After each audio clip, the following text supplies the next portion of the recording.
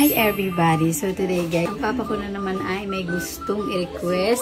Nag-request siya ng sabaw ngayong tag-ulan dahil gusto niya. And rice, para makakain na rin siya at makahigop-higop ng sabaw. Ayan.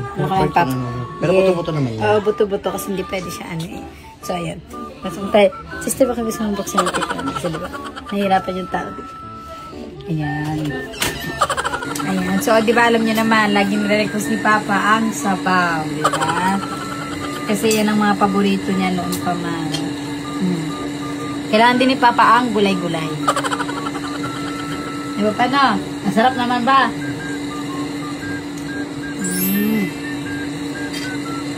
Di ba? So, ako naman next, kakain ako mamaya. Unahin ko lang ang aking Papa. Hindi naman to. Tingin ka magtawa. Siyempre, gusto ko lagi inuuna si Papa. Alam niyo naman, Papa ko, mahal na mahal ko. Kailangan, bago ako kumain, dapat busog muna si Papa. At paano? Ano ko lang ha.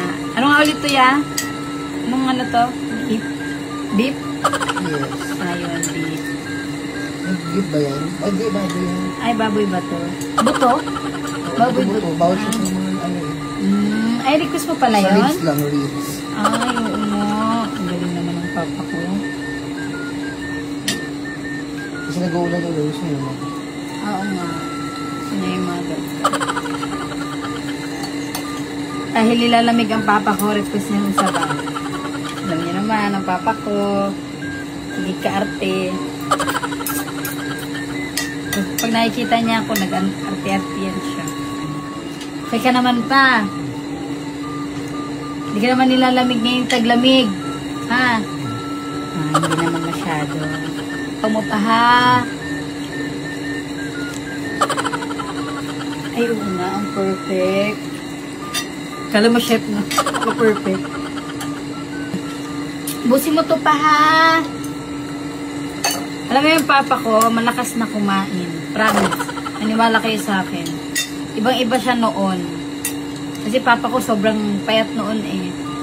Kasi hindi yung katawan niya. Oo, bumabalik na oh. Hinda ko pa? Ganyan ka daw pa?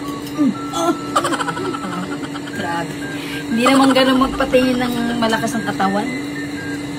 Ayan eh. Tapos naglalakad na siya sa labas. Diba pa? Paggabi, naglalakad ka sa labas. hindi pala. Kala ko naglalakad ka dun. Eh, yung pala gagawin namin ni Papa, gusto mo pa lumabas tayo pa? Labas tayo ha, tuwing morning ha. Huwag bang kaanuhan oh. Lalabas tayo tuwing umaga ha. Ayun lang everybody, ayan lang naman ang ginagawa namin ni Papa, everyday. Ayan, pag may mga nire-request ang Papa ko, go for the go agad. So yun lang, bye na everybody!